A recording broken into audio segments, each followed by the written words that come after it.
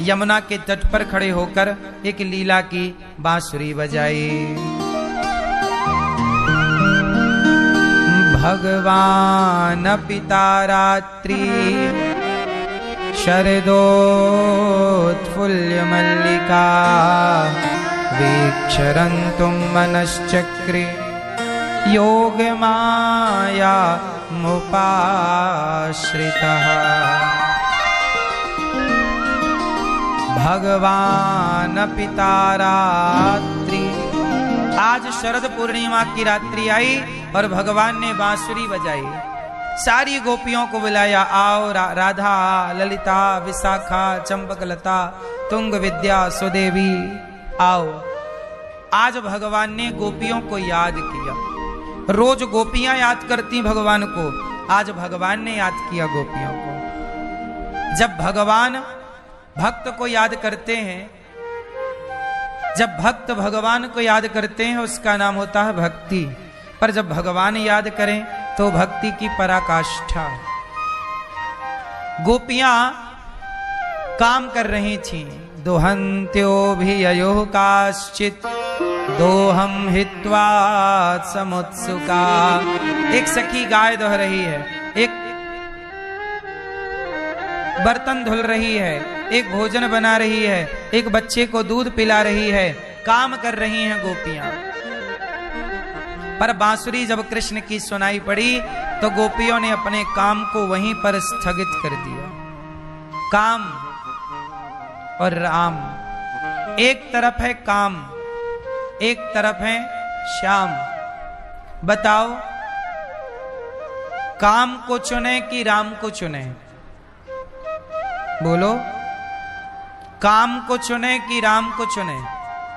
जोर से, किसको चुनना है? काम कि राम? काम। गोपियां काम कर रही हैं, पर जब बांसुरी बजी तो गोपियों को भगवान ने जब बांसुरी की तान से पुकारा तो गोपियों ने अपना काम वहीं स्थगित कर दिया, दौड़ पड़ी कृष्ण से मिलने के लिए।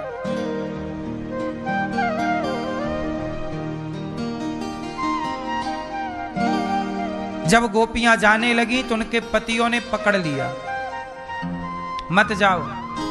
गोपियों ने कहा कि आप मेरे शरीर को ही पकड़ सकते हैं, मेरी आत्मा को नहीं पकड़ सकते। इस आत्मा को उस परमात्मा से मिलने में अब कोई रोक नहीं सकता। उस सखी का शरीर छूटा और आत्मा जाके परमात्मा में मिल गई। बंधन शरीर का है, आत्मा का नहीं। कोई बांधेगा तो शरीर ही तो बांधेगा, पकड़ेगा तो आप हाथ ही तो पकड़ोगे, मन को कैसे पकड़ोगे? तो गोपियों का मन भगवान में इस तरह लगा कि जब कृष्ण ने पुकारा, एक सखी दूध पी रहे बच्चे को छोड़ दिया, एक सखी ने काम छोड़ दिया और दौड़ पड़ी भगवान को पाने के लिए। अब एक बात बताओ, क्या भगवान के लिए काम छोड़ना जरूरी है? बच्चे को छोड़ना जरूरी है? उत्तर दो। क्यों मैया? भगवान के लिए काम छोड़ना जरूरी है कि नहीं? बोलो, नहीं है? पर गोपियों ने तो सब छोड़ दिया। अच्छा, सब छोड़ देना सही है कि गलत है? चलो, आपने नहीं छोड़ा कुछ, माना कि आप भले कुछ ना छोड़ो, वैसे भी आप लोगों ने कुछ नहीं छोड़ा। जब आप कुछ नहीं छोड़ेंगे पर एक टाइम बाद फिर भी तो आपको सब छोड़ना पड़ता है। आप ना छोड़ना चाहें, कौन छोड़ना चाहता है कुछ? पर सबको छोड़ना पड़ता है। हम सबको ना चाह करके भी ये सब छोड़कर जाना पड़ेगा। आप सारी जिंदगी पैसा कमाते हो, बढ़िया मकान दुकान बनाते हो, पैसा कमा के जब आप मकान दुकान बड़ा बंगला बनाते हो तब तक आपके जाने का टाइम आ जाता है। इतना बना के भी आपको छोड़ के जाना पड़ता है कि नहीं? बोलो, तो जब एक दिन छोड़ना ही है मौत के लिए, किसके लिए बोलो, जब मृत्यु के लिए सब कुछ छोड़ना है तो भगवान के लिए सब छोड़ देना समझदारी है। हम आपसे ये नहीं कहते कि सब छोड़ के जंगल चले जाओ। छोड़ना का अर्थ यहां क्या है आप समझो। छोड़ना दो तरीके से होता है। देखो, ये मैंने पकड़ा ये वस्तु, अब मैंने इसे छोड़ दिया, एक छोड़ना ये है। लेकिन एक छोड़ना ये है कि भले मैंने इसे छोड़ दिया पर ये अभी भी मेरे दिमाग में है कि ये गुलाब मेरा था, मैंने छोड़ दिया, ये वस्तु मेरी है, मैंने इसे छोड़ दी, पर छोड़ने के बाद भी मेरे मन में यह है कि मैंने उसे छोड़ा। मतलब अभी मेरे मन में वो पकड़ी हुई है। शरीर ने तो छोड़ दिया पर मन ने क्या किया अभी तक बोलो।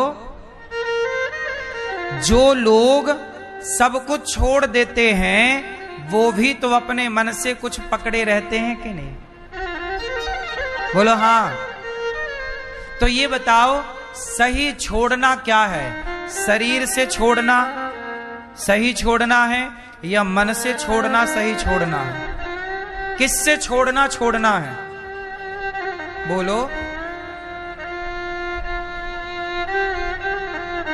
अब मैं शरीर से पकड़ा भी रहूं किसी चीज को पर मन में बिल्कुल ना हो तो बताओ वो छोटी हुई है या नहीं बोलो। आपको छोड़ना कैसे है?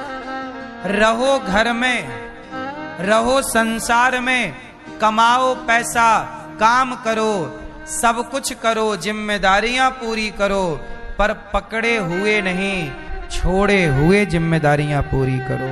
भीतर से सब छोड़ के रखो। बताओ ये जो मैं कह रहा हूं ये संभव है या नहीं? कैसे आप बताओ कैसे है? अच्छे से बैठो, पालथी मार के अच्छे से बैठो।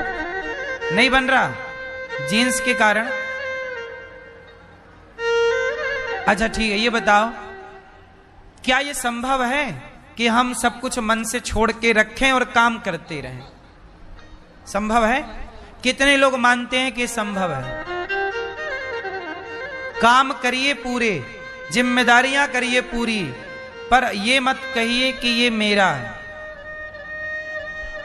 अच्छा ये बताओ कमल कहां रहता है?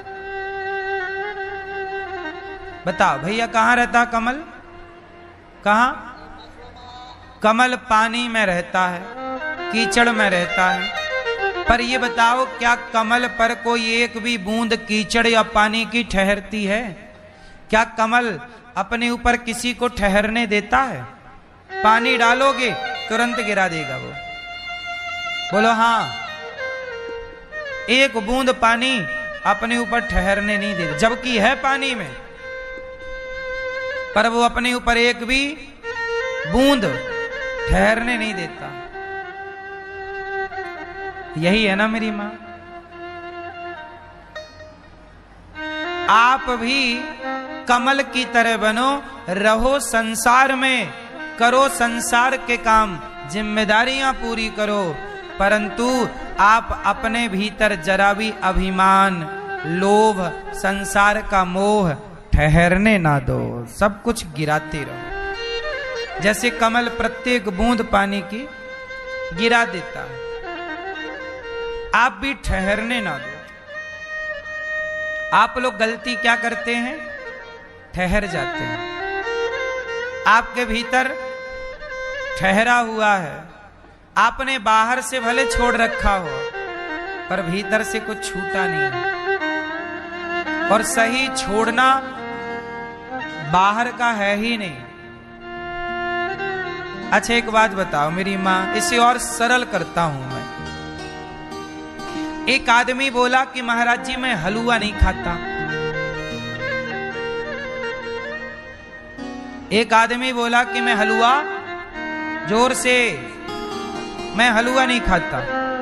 बाद में पता चला कि वो आदमी जंगल में रहता है, अब हलवा मिलता ही नहीं है तो खाएगा कहां से?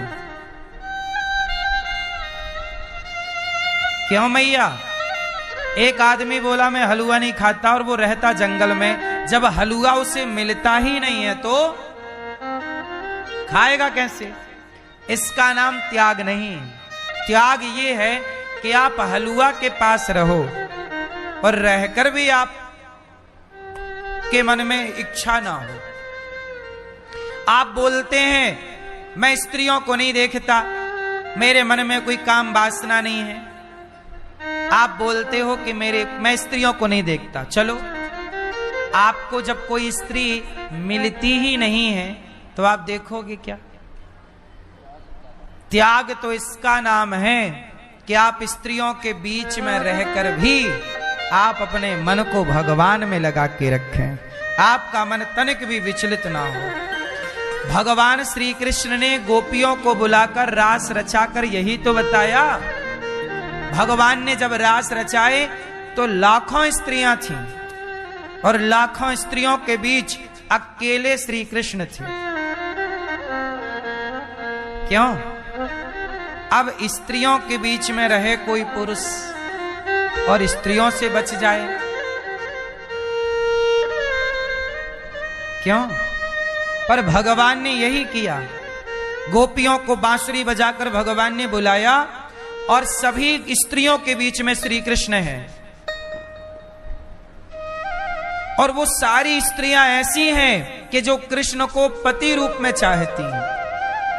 ऐसा भी नहीं है कि वो स्त्री हमें चाहती ना हो, कृष्ण को पति रूप में चाहती हैं। सारी की सारी स्त्रियां सुंदर हैं, वो चाहती भी हैं कृष्ण को, पति भाव से देखती हैं। पति में कुरुते नमः। पर वो सारी स्त्रियों के बीच में रहकर भी कृष्ण, क्या कृष्ण का मन उन स्त्रियों में लगा? बोलो, ये रास लीला क्यों करी भगवान ने? समाज की आंखें खोलने के लिए कि त्याग किसे कहते हैं। जो स्त्रियों के पास है ही नहीं वो स्त्रियों से बच जाएगा, पर जो स्त्रियों के बीच में रहकर भी स्त्रियों से बच जाए उससे बड़ा त्यागी भला कौन होगा? सही है? इसी का नाम त्याग है। अपने मन को कसौटी में कसकर देखना कि मेरा मन विचलित है या नहीं। आपको तो स्त्रियां नहीं मिल रही हैं तो आपका मन दिन रात स्त्रियों में जा रहा है, पर श्री कृष्ण के पास तो सैकड़ों स्त्रियां हैं, हजारों स्त्रियां हैं, पर भगवान का मन तनिक भी नहीं गया। और सुनो, यहां एक दूसरी घटना और घटी। कामदेव आ गए। एक बार हुआ क्या, ये पूरी कहानी मैं आपको समझाता हूं। एक बार क्या हुआ, नारद जी जा रहे थे तो नारद जी को देखकर कामदेव हंसने लग गए। हा हा हा हा हा हा हा। किसे देखकर हंसे? जोर से, मैया काहे खड़ी हो मेरी मां? मैया हो मेरी मां, बैठ के सुन लो मेरी मां। ध्यान से सुनो। एक बार नारद जी जा रहे थे तो कामदेव आए, हंसने लगे। हा हा हा हा। नारद जी बोले, कामदेव क्यों हंस रहा? कामदेव कौन है? कामदेव बोले, नारद जी इस धरती में ऐसा कोई नहीं है जिसको मैंने हराया ना हो। सुनो, कामदेव बड़ा बलवान है, सबको हरा देता है। बोलो हाँ। शंकर जी को भी हरा दिया कामदेव ने। बोलो हाँ कि ना? कामदेव ने किसे हरा दिया? शंकर जी। तीसरी आंख खुल गई कामदेव के चक्कर में। बाद में कामदेव को जला भी दिया शंकर जी ने, पर भंग तो कर ही दिया। विश्वामित्र जी बड़ी तपस्या कर रहे थे, सैकड़ों साल तपस्या की। क्या हुआ? एक अप्सरा आई और विश्वामित्र जी की तपस्या उस महिला ने भंग कर दी। बोलो हाँ, कामदेव ने बड़े बड़े साधुओं को पराजित कर दिया।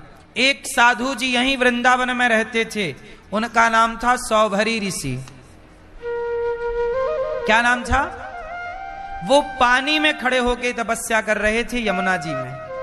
सैकड़ों साल हो गए जल में खड़े हैं, तपस्या तपस्या। एक दिन पानी के अंदर जानते हो क्या देखा? एक मछली अपने मत्स्य के साथ घूम रही थी। मछली किसके संग घूम रही है? अपने मत्स्य के साथ रमण कर रही है। तो मछली और मत्स्य का संयोग संत जी ने देखा। तो महर्षि सौभरी ऋषि के मन में काम वासना जाग गई, जबकि तपस्या इतनी की, और कामदेव ने उन्हें भी छल लिया।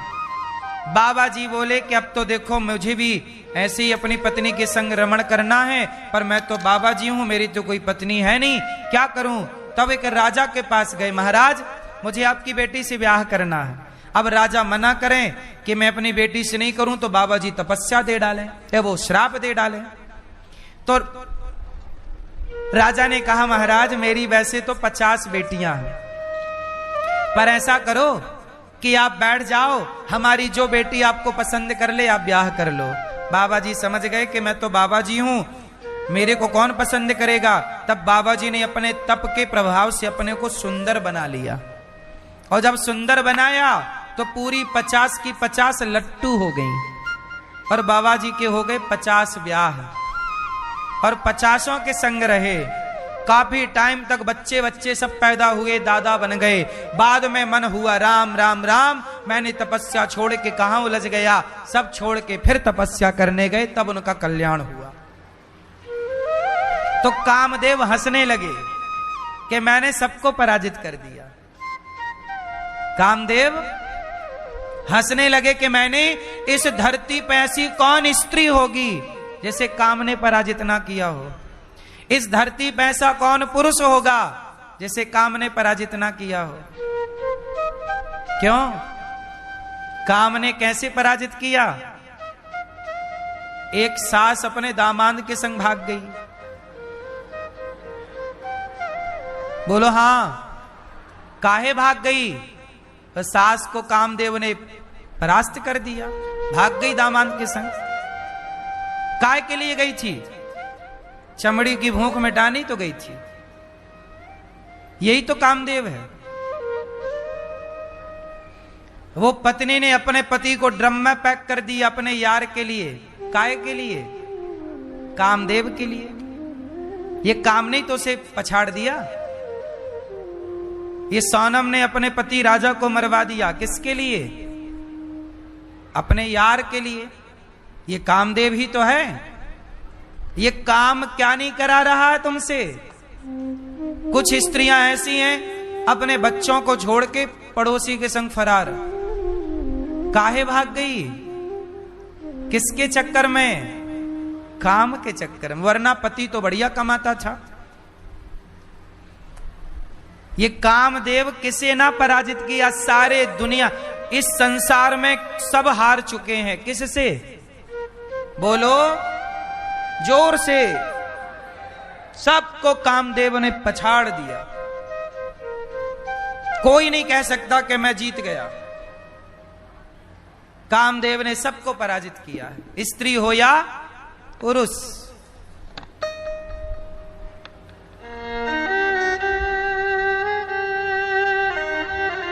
और तो छोड़ो, शंकर जी को हरा दिया कामदेव ने। और सुनो, नारद जी को हरा दिया। नारद जी को देख के हंस रहा।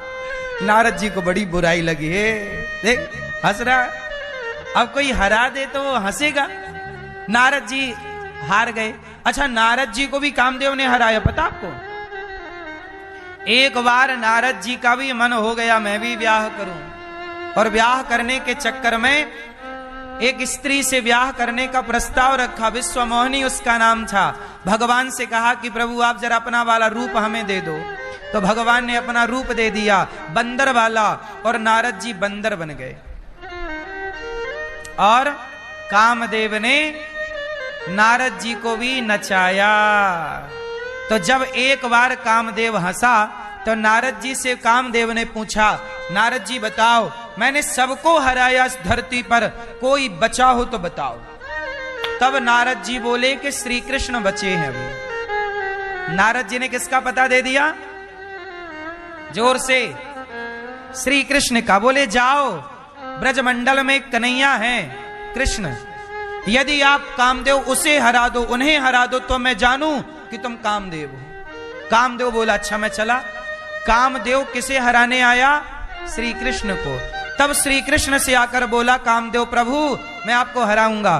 तो भगवान कृष्ण बोले बता कौन सा युद्ध लड़ेगा, मैदान का कि किले का?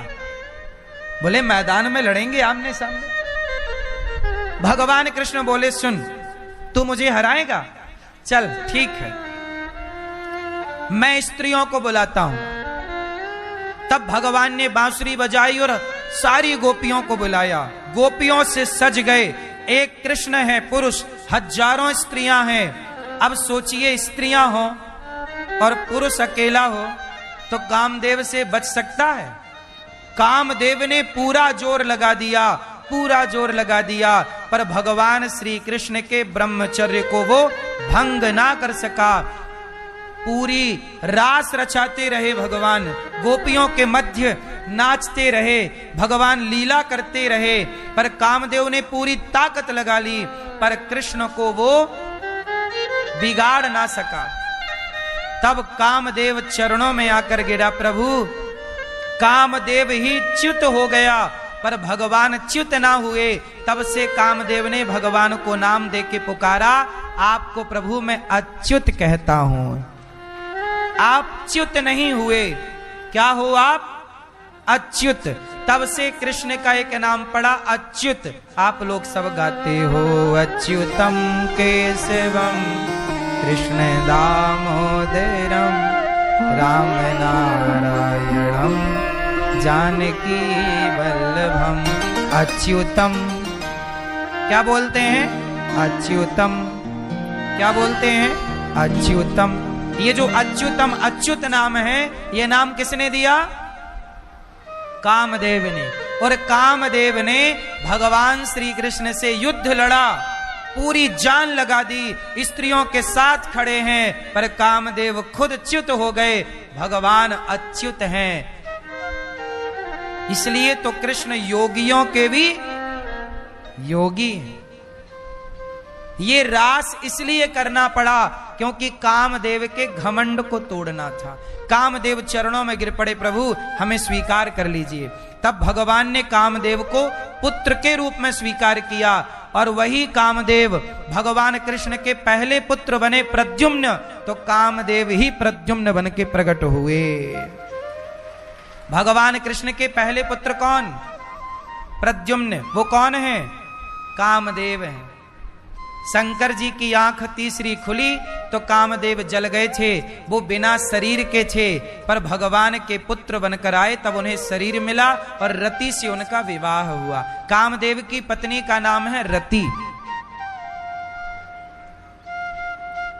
तो शरीर मिला भगवान कृष्ण के पुत्र के रूप में। तो कामदेव के पिता हैं ये भगवान, कामदेव के भी बाप हैं। इस कामदेव को पछाड़ने के लिए ये महारास हुआ, ताकि देख लें कि तुम में ताकत कितनी है। तब से फिर नारद जी हंसे, कहो कामदेव आ गए मुंह लटका के।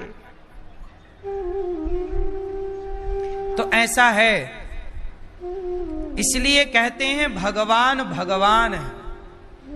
भगवान को कोई हरा नहीं सकता, भगवान से कोई जीत नहीं सकता।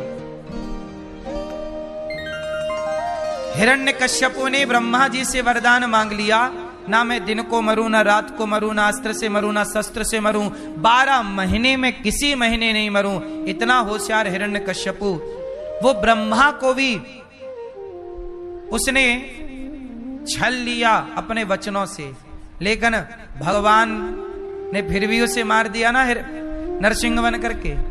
तो भगवान से कोई जीत नहीं सकता। क्यों? भगवान से कोई जीत सकता है? इसलिए कहता हूं भगवान को चैलेंज ना करो। आप लोग दुखी क्यों होते हैं? सच बताओ, आप लोग दुखी क्यों होते हैं? क्योंकि आप लोग ईश्वर को चैलेंज करते हो। कैसे? अब जैसे देखो, कैकेयी माता दुखी हो गई, बेटे ने मां कहना छोड़ दिया, पति की मृत्यु हो गई, समाज में बड़ा अपमान पाया माता कैकेयी ने। बोलो हां। अब सोचो क्या गलती हुई। आओ मैं आपको दो उदाहरण देता हूं, एक शास्त्रों से और एक आज से। बहुत ध्यान से सुनना, आप सबके बहुत मतलब की बात है। देखो, विधि का विधान होता है। क्या होता है विधि का? विधि का विधान था कि अयोध्या के राजा राम बने। विधि का विधान क्या था? कि अयोध्या के राजा। लेकिन कैकेयी ने इस विधि के विधान को स्वीकार नहीं किया। कैकेयी बोली कि मैं विधि के विधान को बदलूंगी और मेरा बेटा राजा बनेगा। जब कैकेयी ने विधि के विधान को, ईश्वर को चैलेंज किया कि नहीं, जब दशरथ जी राजा होके कह रहे हैं कि राम राजा बनेंगे, तो मतलब विधान तो यही कह रहा है, प्रजा भी तैयार है, सब तैयार हैं, विधान यही कह रहा कि राम राजा बने। लेकिन आप क्या विधि के विधान को चैलेंज कर रही हो? आप कह रही हो नहीं, मेरा बेटा बनेगा। और कैकेयी ने जब अपना दिमाग लगाया और विधि के विधान को नकारना चाहा, तो क्या हुआ? कैकेयी विधवा हो गई। कैकेयी का बेटा, जिसके लिए ये षड्यंत्र रचा, वो कैकेयी का बेटा भरत हाथ से चला गया। भरत जी ने कभी उसके बाद कैकेयी को माता नहीं कहा। कैकेयी को ये बोला कि तुम्हारे मुंह पे कीड़े क्यों नहीं पड़ गए जब तुमने राम को वनवास भेजा। कैकेयी ने इतना गलत निर्णय ले लिया कि उसके बाद से किसी बाप ने अपनी बेटी का नाम कैकेयी नहीं रखा। कौशल्या 1000 होंगी, सुमित्रा 1000 होंगी, पर कैकेयी, किस बाप की बेटी का नाम कैकेयी है बताओ? लोगों ने नाम लेना तक छोड़ दिया कैकेयी का, क्योंकि ईश्वर को चैलेंज कर दिया। ईश्वर के विधान को कैकेयी ने स्वीकार, जोर से, ईश्वर के विधान को कैकेयी माता ने स्वीकार। इसलिए हम कहते हैं कि आपके लिए जो परमात्मा ने विधान बनाया है, उस विधान को स्वीकार करो। आप लोग क्या करते हो कि आप ना अपना दिमाग लगा के खुरापात करके ईश्वर के विधान को बदलना चाहते हो। नहीं, बदलोगे तो नुकसान पाओगे।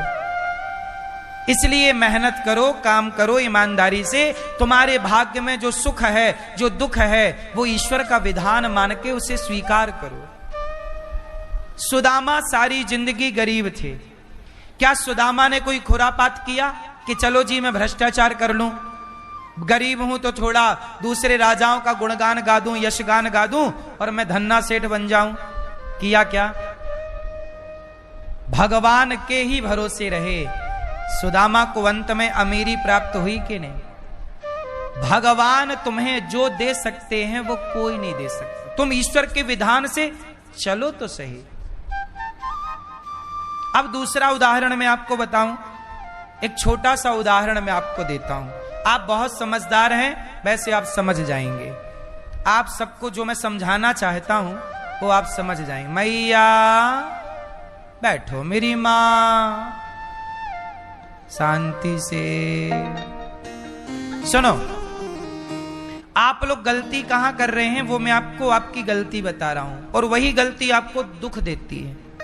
सुनो, एक उदाहरण में बार बार एक ही नाम लेता हूं, आपको लगेगा महाराज जी वही बात। क्या करें, हमें उसी से समझाना है आपको। अभी एक लड़की है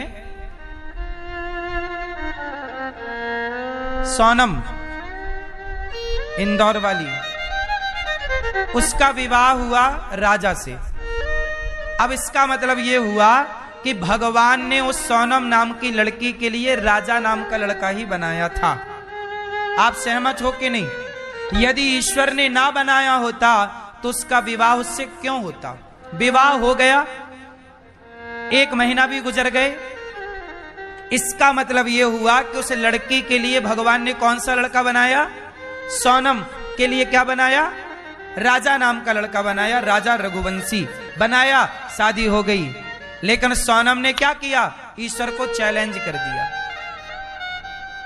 सोनम ने क्या किया? ईश्वर को चैलेंज किया। बोले मैं ईश्वर की बात नहीं मानूंगी, मेरे लिए भगवान ने भले राजा नाम का लड़का बनाया, पर मैं राजा के संग नहीं रहूंगी, मैं राजा को मार के फेंक दूंगी, मरवा दूंगी, और मैं इस लड़के के संग शादी करूंगी, इसके संग रहूंगी, मैं जिससे प्यार करती हूं। उस लड़के के, चूंकि वो उसका प्रेमी था, साइड में एक लड़का उसका क्या था?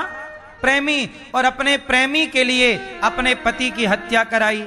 अच्छा, हत्या भी हो गई, प्रेमी के साथ रह भी लिया, लेकिन बाद में क्या मिला? लोक बिगड़ा, परलोक बिगड़ा। जेल चली गई, माँ बाप को सारी जिंदगी सिर झुका के जीने के लिए मजबूर कर दिया, माँ बाप का भी नाम खराब किया, पूरे परिवार कुटुंब का नाम खराब किया, और खुद जाके जेल में बैठ गई। कौन सा सम्मान पाया? कौन सी इज्जत पा गई? क्यों हुआ? सोनम के साथ ये सब क्यों हुआ? केवल इसलिए हुआ क्योंकि उसने ईश्वर के विधान को स्वीकार, यदि ईश्वर का विधान स्वीकार करती, ईश्वर का विधान था कि तेरे लिए मैंने ये राजा नाम का लड़का बनाया, तू इसके साथ रहे। नहीं, उसने ईश्वर को चैलेंज किया, नहीं मैं ईश्वर की बात नहीं मानूंगी, मैं जिसके संग रहना चाहती हूं रहूंगी। और जो ईश्वर को चैलेंज करता है वो वही पाता है जो सोनम ने पा लिया। समाज का जो भी उसने जहर पाया, जो भी उसने अपमान पाया, बेइज्जती पाई, जेल पाया, क्या ना पाया? अब उसने बताओ, अब जेल में बैठी कौन सी वो प्रसन्न हो रही होगी? बोलो, कौन सी उसकी मां प्रसन्न हो रही होगी? अब उसके भाई को कौन सा सुख मिल रहा होगा? गलती उसने की, पर उसका निर्दोष भाई, निर्दोष बाप, निर्दोष मां कटघरे में खड़े हो गए कि नहीं? सबके सब। और एक लड़के की हत्या हो गई, वो अलग, उसकी मां भी परेशान के बेटा मर गया, बाप परेशान के बेटा मर गया, बहन परेशान के भाई मर गया। एक की गलती से पूरे 2 परिवार बिखर गए। क्यों? क्योंकि आपने ईश्वर के विधान को स्वीकार नहीं किया। अरे परमात्मा ने तुम्हें जो दिया है वो सोच समझ कर दिया है, उसमें ही प्रसन्न रहना तुम्हारी भलाई है। यदि तुमने ईश्वर के विधान को बदलना चाहा तो फिर तुम्हारी खैर नहीं। और ये संसार में आप लोग दुखी क्यों होते हैं? क्योंकि आप ईश्वर में प्रसन्न नहीं। आपको ईश्वर ने गरीबी दी है, आपको ईश्वर ने कहा कि तुम घास की झोपड़ी पर रहोगे, तो भैया घास की झोपड़ी पर रहो, पर काम अच्छे करो, मेहनत करते रहो, ईश्वर की आराधना करते रहो। तुम झोपड़ी से निकल के महलों में भी आ सकते हो, मेहनत करो। ईश्वर ने यदि तुम्हारे लिए झोपड़ी बनाई है तो महल भी बनाए हैं, पर उस पर भरोसा रख के काम करो, उसे चैलेंज करके काम ना करो। बात समझ में आई?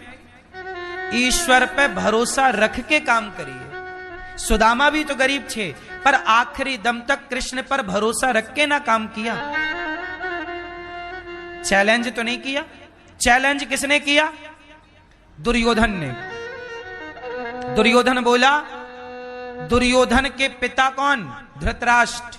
अरे बाप की संपत्ति ही तो बेटे को मिलती है, तो दुर्योधन को धृतराष्ट्र की संपत्ति मिल गई, हस्तिनापुर मिल गया। लेकिन दुर्योधन बोला नहीं, मुझे तो इंद्रप्रस्थ भी चाहिए, मतलब पांडवों का भी चाहिए। क्या चाहिए? पांडवों का भी। और पांडवों का कैसे मिलेगा? तब बोला अपने बाप से दुर्योधन, पिताजी चलो पांडवों को जुआ खेलने के लिए बुलाओ। तो धृतराष्ट्र ने उस समय पत्र भेजा, जाओ पांडवों को बुलाओ। पांडव आए। क्या है ताऊ जी? बोले बेटा तुम्हारे लिए हमने जुआ की सभा लगाई है, चलो जरा जुआ खेल लो। धर्मराज युधिष्ठिर बोले हमको तो जुआ आता नहीं है। अरे ऐसा करो, तुम्हारा छोटा भैया है ना दुर्योधन, उसकी खुशी के लिए खेल लो। ऐसे फंसाया धृतराष्ट्र ने कि जुआ की सभा में बिठाल दी और जुआ खिलाया। और जुआ खेल के क्या हुआ, पांडवों की सत्ता को, पांडवों के धन को जुए के द्वारा, छल के द्वारा जीत गए। और जीत कर क्या किया, द्रौपदी को कटघरे में खड़ा किया। जब तुम्हारी संपत्ति तुम्हारे बाप की थी तो तुमने अपने भाइयों की क्यों हड़प ली? और जब हड़पी तो ईश्वर को आपने चैलेंज कर दिया।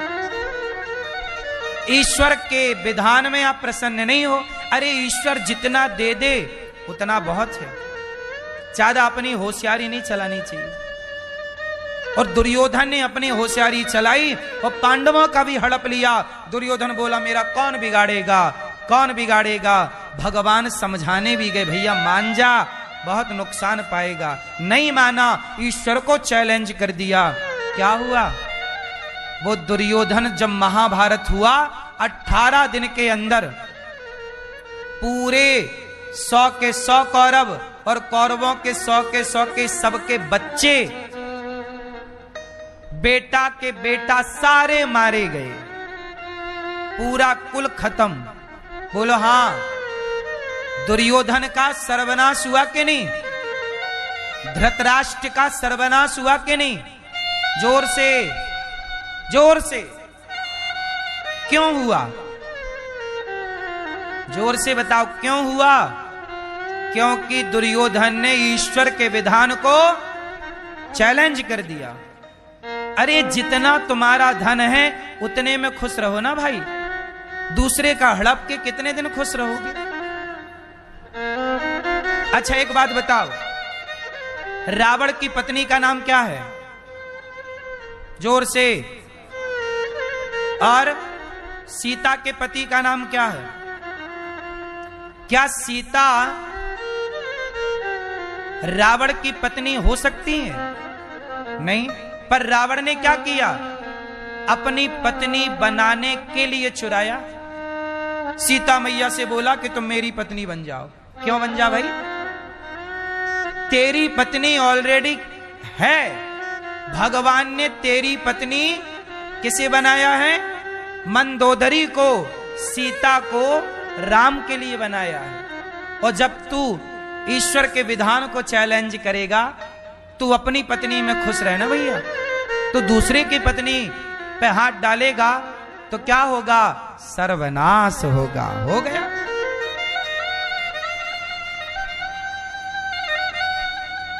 आजकल लोग यही गलतियां कर रहे हैं। जो ईश्वर ने आपके लिए बनाया है आप उसमें खुश रहिए। जितनी कमाई आपकी, जितने बच्चे आपके, जो पति और जो पत्नी आपकी, उसमें प्रसन्न रहिए। उस दायरे से बाहर ना झांकिए। काम करिए, ईश्वर पे भरोसा रखिए, मेहनत करते रहिए, काम करते रहिए। आपकी तरक्की होगी, आपको धन मिलेगा, वैभव मिलेगा, प्रतिष्ठा मिलेगी। आप दूसरे को नीचा दिखा के खुद को प्रतिष्ठित ना करिए। आप अपनी मेहनत से आगे बढ़ो। आप दूसरे का पांव पकड़ के आगे ना बढ़ो कि दूसरे को खींच लो कि तू पीछे हो जा मैं आगे। ऐसा नहीं चलता, ये सब ईश्वर देखता है। तो बताओ, मेरी बात से सहमत हो या नहीं? ईश्वर को चैलेंज करने का परिणाम जितने लोगों ने पाया मैंने बताया। आप सहमत हैं मेरी बात से? कितने लोग सहमत हैं? हाथ उठा के। आप लोग ईश्वर को क्या नहीं करोगे? चैलेंज नहीं करोगे। गरीबी है तो गरीबी में गुजारा करोगे। अमीरी है तो अमीरी में घमंड ना करोगे। यदि आपने अमीरी पाकर घमंड किया तो ईश्वर तुम्हारी अकड़ 4 दिनों में निकाल देंगे। इसलिए दगा किसी के साथ ना के तट पर खड़े होकर एक लीला की बांसुरी बजाई। भगवान पिता रात्रि शरदोत्फुल्ल मल्लिका वीक्षरन्तुं मनश्चक्रे योग माया मुपाश्रितः भगवान पिता रात्रि। आज शरद पूर्णिमा की रात्रि आई और भगवान ने बांसुरी बजाई, सारी गोपियों को बुलाया, आओ राधा, ललिता, विशाखा, चंपकलता, तुंग विद्या, सुदेवी, आओ। आज भगवान ने गोपियों को याद किया। रोज गोपियां याद करती भगवान को, आज भगवान ने याद किया गोपियों को। जब भगवान भक्त को याद करते हैं, जब भक्त भगवान को याद करते हैं उसका नाम होता है भक्ति। पर जब भगवान याद करें तो भक्ति की पराकाष्ठा। गोपियां काम कर रही थीं। दोहंत्यो भी अयो काश्चित दोहम हित्वा समुत्सुका। एक सखी गाय दोह रही है, एक बर्तन धुल रही है, एक भोजन बना रही है, एक बच्चे को दूध पिला रही है, काम कर रही हैं गोपियां। पर बांसुरी जब कृष्ण की सुनाई पड़ी तो गोपियों ने अपने काम को वहीं पर स्थगित कर दिया। काम और राम, एक तरफ है काम, एक तरफ है श्याम। बताओ काम को चुने कि राम को चुने? बोलो, काम को चुने कि राम को चुने? जोर से, किसको चुनना है? काम कि राम? काम। गोपियां काम कर रही हैं, पर जब बांसुरी बजी तो गोपियों को भगवान ने जब बांसुरी की तान से पुकारा तो गोपियों ने अपना काम वहीं स्थगित कर दिया, दौड़ पड़ी कृष्ण से मिलने के लिए।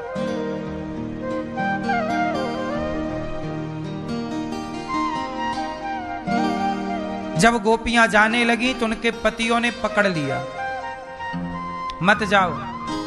गोपियों ने कहा कि आप मेरे शरीर को ही पकड़ सकते हैं, मेरी आत्मा को नहीं पकड़ सकते। इस आत्मा को उस परमात्मा से मिलने में अब कोई रोक नहीं सकता। उस सखी का शरीर छूटा और आत्मा जाके परमात्मा में मिल गई। बंधन शरीर का है, आत्मा का नहीं। कोई बांधेगा तो शरीर ही तो बांधेगा, पकड़ेगा तो आप हाथ ही तो पकड़ोगे, मन को कैसे पकड़ोगे? तो गोपियों का मन भगवान में इस तरह लगा कि जब कृष्ण ने पुकारा, एक सखी दूध पी रहे बच्चे को छोड़ दिया, एक सखी ने काम छोड़ दिया और दौड़ पड़ी भगवान को पाने के लिए। अब एक बात बताओ, क्या भगवान के लिए काम छोड़ना जरूरी है? बच्चे को छोड़ना जरूरी है? उत्तर दो। क्यों मैया? भगवान के लिए काम छोड़ना जरूरी है कि नहीं? बोलो, नहीं है? पर गोपियों ने तो सब छोड़ दिया। अच्छा, सब छोड़ देना सही है कि गलत है? चलो, आपने नहीं छोड़ा कुछ, माना कि आप भले कुछ ना छोड़ो, वैसे भी आप लोगों ने कुछ नहीं छोड़ा। जब आप कुछ नहीं छोड़ेंगे पर एक टाइम बाद फिर भी तो आपको सब छोड़ना पड़ता है। आप ना छोड़ना चाहें, कौन छोड़ना चाहता है कुछ? पर सबको छोड़ना पड़ता है। हम सबको ना चाह करके भी ये सब छोड़कर जाना पड़ेगा। आप सारी जिंदगी पैसा कमाते हो, बढ़िया मकान दुकान बनाते हो, पैसा कमा के जब आप मकान दुकान बड़ा बंगला बनाते हो तब तक आपके जाने का टाइम आ जाता है। इतना बना के भी आपको छोड़ के जाना पड़ता है कि नहीं? बोलो। तो जब एक दिन छोड़ना ही है, मौत के लिए, किसके लिए? बोलो। जब मृत्यु के लिए सब कुछ छोड़ना है तो भगवान के लिए सब छोड़ देना समझदारी है। हम आपसे ये नहीं कहते कि सब छोड़ के जंगल चले जाओ। छोड़ना का अर्थ यहां क्या है आप समझो। छोड़ना दो तरीके से होता है। देखो, ये मैंने पकड़ा ये वस्तु, अब मैंने इसे छोड़ दिया, एक छोड़ना ये है। लेकिन एक छोड़ना ये है कि भले मैंने इसे छोड़ दिया पर ये अभी भी मेरे दिमाग में है कि ये गुलाब मेरा था, मैंने छोड़ दिया, ये वस्तु मेरी है, मैंने इसे छोड़ दी, पर छोड़ने के बाद भी मेरे मन में यह है कि मैंने उसे छोड़ा। मतलब अभी मेरे मन में वो पकड़ी हुई है। शरीर ने तो छोड़ दिया पर मन ने क्या किया अभी तक? बोलो। जो लोग सब कुछ छोड़ देते हैं वो भी तो अपने मन से कुछ पकड़े रहते हैं कि नहीं? बोलो हाँ। तो ये बताओ सही छोड़ना क्या है? शरीर से छोड़ना सही छोड़ना है या मन से छोड़ना सही छोड़ना है? किससे छोड़ना है? बोलो। अब मैं शरीर से पकड़ा भी रहूं किसी चीज को पर मन में बिल्कुल ना हो तो बताओ वो छोटी हुई है या नहीं? बोलो।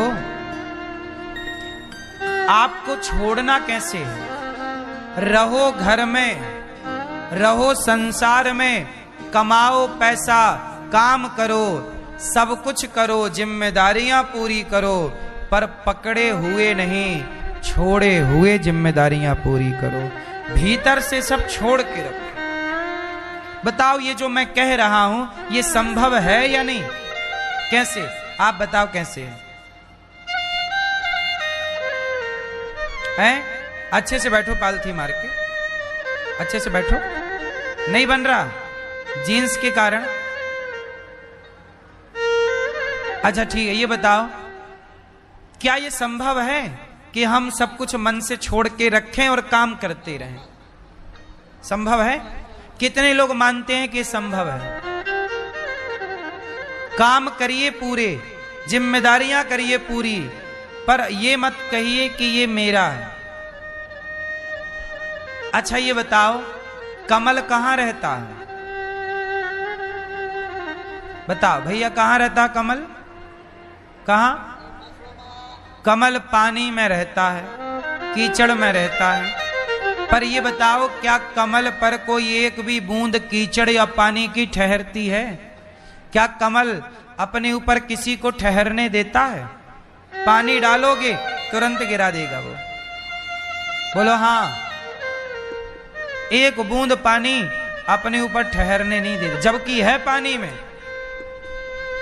पर वो अपने ऊपर एक भी बूंद ठहरने नहीं देता। यही है ना मेरी मां? आप भी कमल की तरह बनो, रहो संसार में, करो संसार के काम, जिम्मेदारियां पूरी करो, परंतु आप अपने भीतर जरा भी अभिमान, लोभ, संसार का मोह ठहरने ना दो। सब कुछ गिराते रहो। जैसे कमल प्रत्येक बूंद पानी की गिरा देता है, आप भी ठहरने ना दो। आप लोग गलत।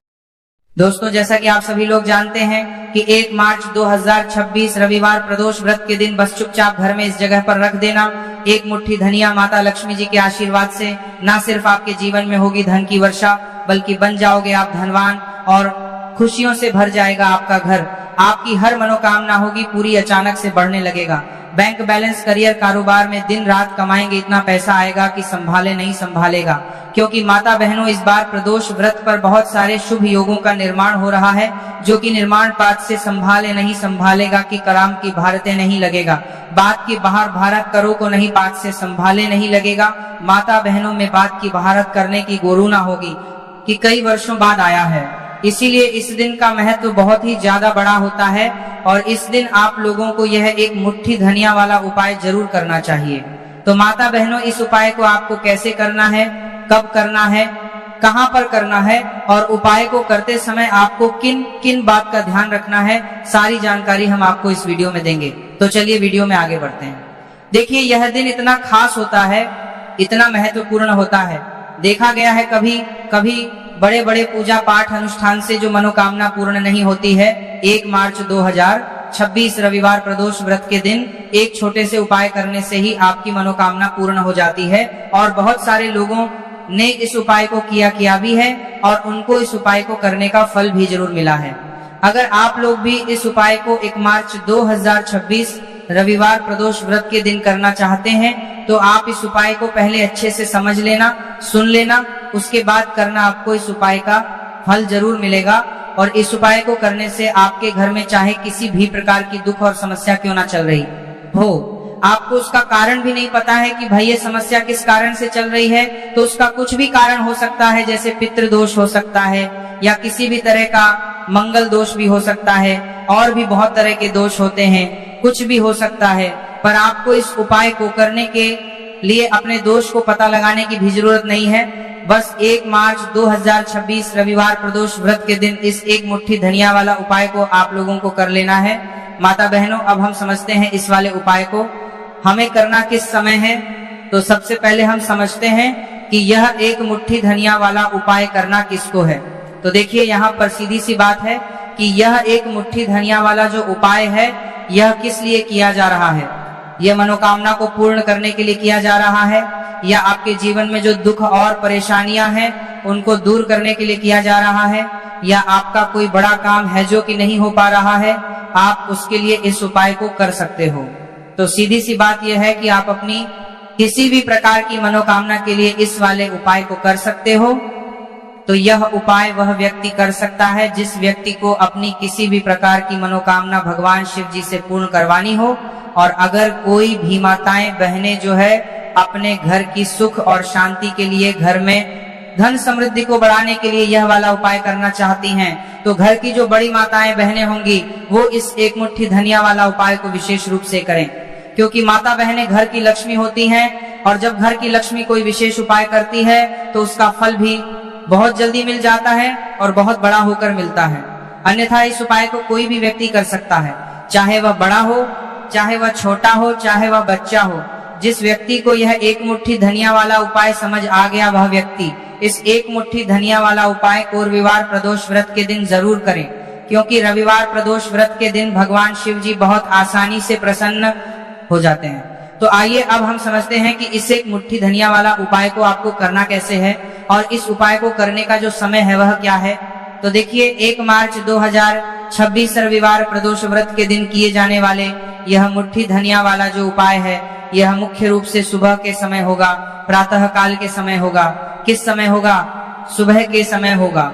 आपको कोशिश यही करनी है कि सुबह के समय हम इसे एक मुट्ठी धनिया वाला जो उपाय को कर ले। पर किसी कारणवश अगर आप सुबह को इस उपाय को ना कर पाओ, आपको कहीं काम से जाना हो या किसी और काम की वजह से आप उपाय को ना कर पाओ, तो आपके पास फिर दूसरा मौका रहेगा जो कि शाम के समय का रहेगा, प्रदोष काल का रहेगा। तो माता बहनों, जब भी रविवार प्रदोष व्रत का दिन पड़े तो आपको सिर्फ और सिर्फ यह एक मुट्ठी धनिया वाला उपाय करना है। इससे आपके जीवन में अगर धन वैभव की समस्या चल रही है, अगर आप रुपए पैसों के लिए बहुत ज्यादा परेशान रहते हैं, आर्थिक तंगी चल रही है, कई बार आप प्रयास बहुत करते हैं, मेहनत बहुत करते हैं, लेकिन आपको धन प्राप्त नहीं हो पाता है, आप मेहनत करने के बावजूद भी सफल नहीं हो पाते हैं, आप अपने व्यापार में असफल हो जाते हैं, नौकरी करने के प्रयास में असफल हो जाते हैं, किसी भी कार्य में अगर आप असफल हो रहे हो या फिर आपको धन की हानि हो रही हो, तो गुरुजी का यह छोटा सा उपाय इस रविवार प्रदोष व्रत के दिन में जरूर करना चाहिए। तो चलिए जानते हैं इस विशेष उपाय के बारे में। लेकिन उससे पहले एक प्रार्थना, अगर आप चैनल पर नए हैं तो कृपया चैनल को सब्सक्राइब अवश्य कर लें और वीडियो को लाइक करके कमेंट बॉक्स में जय श्री हरि विष्णु जी, जय माता लक्ष्मी जरूर लिख दें, जिससे कि भगवान श्री हरि विष्णु जी और माता लक्ष्मी जी की कृपा सदैव आप और आपके परिवार पर बनी रहे और आपको कभी भी धन से संबंधित किसी प्रकार की कोई कमी ना हो। आज का यह वीडियो बहुत ही खास होने वाला है, क्योंकि रविवार प्रदोष व्रत के दिन में किए जाने वाले 3 विशेष उपाय आज आपको इस वीडियो में बताए जाएंगे। यह उपाय आप अपनी समस्या के अनुसार कर सकते हैं। इन उपायों में आपको धन प्राप्ति के उपाय बताए जाएंगे, आपकी मनोकामना पूर्ति के उपाय बताए जाएंगे। जीवन में किसी भी प्रकार के संकट चल रहे हैं, समस्याएं चल रही हैं, तो उनको दूर करने के उपाय बताए जाएंगे। तो चलिए जानते हैं सबसे पहले और सबसे खास उपाय के बारे में। इस उपाय के लिए आपको सबसे पहले जरूरत पड़ेगी 1 मुट्ठी धनिया की। अब ये 1 मुट्ठी धनिया 1 मार्च 2026 रविवार प्रदोष व्रत की रात भर में इस जगह पर रख देना। 1 महीने में ही करोड़पति बन जाओगे अगर यह छोटा सा उपाय पूरी सच्ची श्रद्धा से प्रदोष व्रत की रात में कर लेते हैं। देखिए, माघ पूर्णिमा की जो रात होती है यह बहुत ही सिद्ध रात होती है, क्योंकि प्रदोष व्रत के दिन ही माँ लक्ष्मी का समुद्र मंथन से आगमन हुआ था। साथ ही साथ प्रदोष व्रत की जो रात होती है, इस दिन चंद्रमा 16 कलाओं से परिपूर्ण होते हैं और चंद्रमा की किरणें अमृत की वर्षा करती हैं। और प्रदोष व्रत की ही रात है जिस दिन आप अपने जीवन से हमेशा के लिए निर्धनता, गरीबी, धन से जुड़ी समस्याओं को दूर कर सकते हैं, क्योंकि प्रदोष व्रत के दिन माँ लक्ष्मी धरती पर भ्रमण करती है और अपने भक्तों के जीवन से हमेशा के लिए गरीबी और निर्धनता को दूर कर देती है। तो समुद्र मंथन के दौरान लक्ष्मी माँ समुद्र से ही प्रकट हुई थी। माँ की पूर्णिमा का ही वह दिन था। और आपको बता दें कि उसी समय कौड़ी भी समुद्र से प्रकट हुई थी और कौड़ी माँ लक्ष्मी को बहुत प्रिय होती है और कौड़ी में स्वयं माँ लक्ष्मी का वास होता है।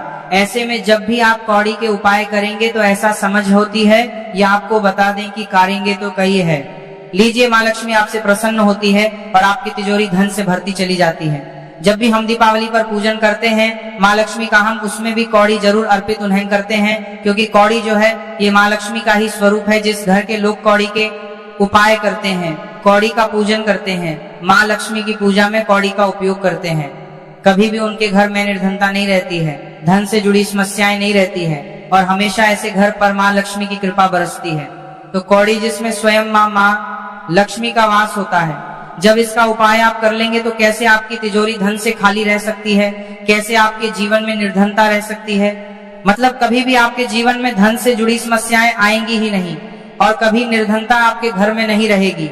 जब आप प्रदोष व्रत के दिन यह कौड़ी वाला और हरी इलायची वाला उपाय कर लेंगे तो कौड़ी तो महालक्ष्मी को प्रिय होती ही है, उसमें स्वयं माँ लक्ष्मी वास करती है। और दूसरी तरफ जो हरी इलायची का उपाय आपको बता रहे हैं ओ के साथ यह भी माँ लक्ष्मी को बहुत प्रिय है। देखिए, जितनी भी सुगंधित वस्तु होती हैं, जैसे कि गुलाब के पुष्प हो गए, ठीक है ना, इत्र हो गया, उसमें हरी इलायची हो गई, यह सारी की सारी चीजें माँ लक्ष्मी को बहुत जल्दी प्रसन्न करती हैं और उनकी कृपा दिलाती है।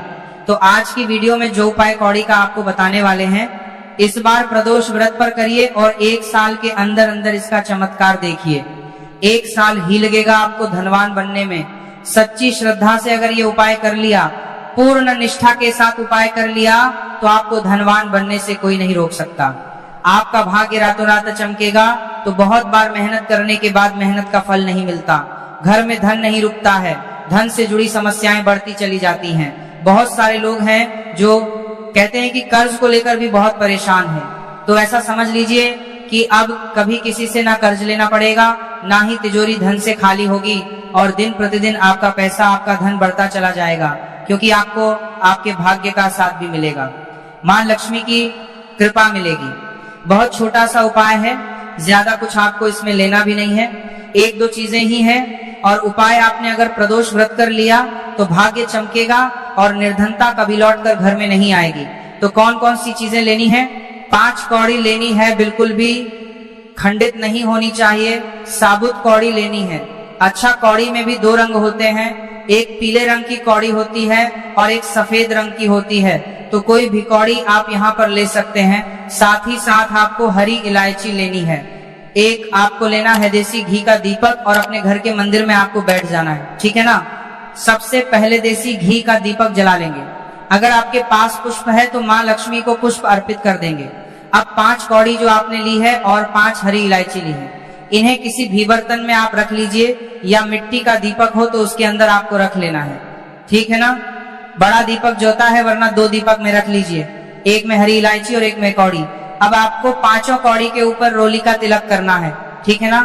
5 कौड़ी के ऊपर रोली का तिलक करना है और रोली का तिलक करते करते माँ लक्ष्मी श्री हरि विष्णु का ध्यान करना है। उनसे मन ही मन कहते रहना है कि मेरे घर से, मेरे जीवन से निर्धनता को दूर करिए। 5 कौड़ी के ऊपर जब जब आप तिलक कर लेंगे, उसके बाद माँ लक्ष्मी को यह कौड़ी अर्पित करनी है, मतलब माँ लक्ष्मी के सामने आपको रखनी है। और जो 5 हरी इलायची है वह भी माता लक्ष्मी के सामने आपको रख देनी है।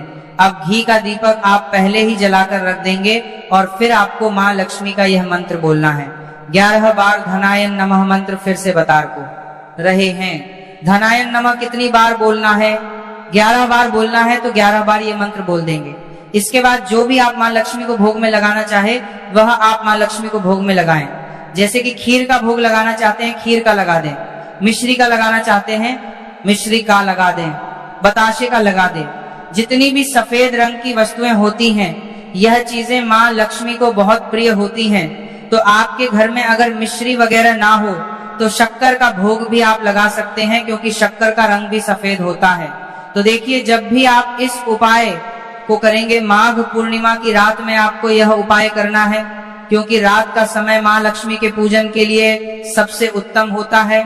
और यह वही समय होता है जब माँ लक्ष्मी भ्रमण पर निकलती है, और जब वह देखती हैं कि आप उनका इतने अच्छे से पूजन कर रहे हैं, उपाय कर रहे हैं, तो वह आपको वरदान देती हैं, आपको आशीर्वाद देती हैं, और फिर आपके जीवन में कभी लौटकर निर्धनता, धन से जुड़ी समस्याएं नहीं आती हैं। अब आपको क्या करना है? जो कौड़ी आपने पूजन में रखी है, उन्हें ऐसे ही आप पूर्णिमा की रात को रखा रहने देंगे। अगले दिन दोनों चीजों को, मतलब हरी इलायची को और कौड़ी को उठाना है। एक पीले या लाल जो भी रंग आपको मिल जाए, उस रंग के कपड़े में आपको रखना ना है। छोटी सी पोटली बनानी है और अपने धन रखने वाले स्थान पर इसको रख देना है। रखिए, और प्रदोष व्रत की रात ये उपाय है, बहुत छोटा सा है, करिए, और 1 साल के अंदर अंदर अंदर इसका चमत्कार देखिए। कौड़ी आपके भाग्य को ऐसे चमकाएगी ना कि आपने सोचा नहीं होगा। सब कुछ आपको अपने जीवन में मिलता चला जाएगा। सारी मनोकामनाएं पूरी होती हैं। जब सच्ची श्रद्धा से महालक्ष्मी के भक्त इस उपाय को करते हैं तो जरूर से यह उपाय करिए। साथ ही साथ पूर्णिमा के दिन अगर आप कर सकते हैं तो किसी भी सफेद रंग की वस्तु का दान जरूर करिए। आप चीनी का दान कर सकते हैं, आप चीनी का दान कर सकते हैं, चावल का दान कर सकते हैं। कोई भी ऐसे सफेद रंग की वस्तु जो आप दान करते हैं, पूर्णिमा के दिन उनके घर में हमेशा धन की वर्षा होती है। तो चलिए बात कर लेते हैं अब अपने ऐसे उपाय की जो आपकी मनोकामना को भी पूरा करेगा और आपके घर में हमेशा सफलता, धन की वृद्धि, सुख समृद्धि बढ़ती चली जाएगी। अब देखिए, पीपल का जो पेड़ होता है, इसमें माँ लक्ष्मी और श्री हरि विष्णु का वास होता है। तो आपको क्या करना है?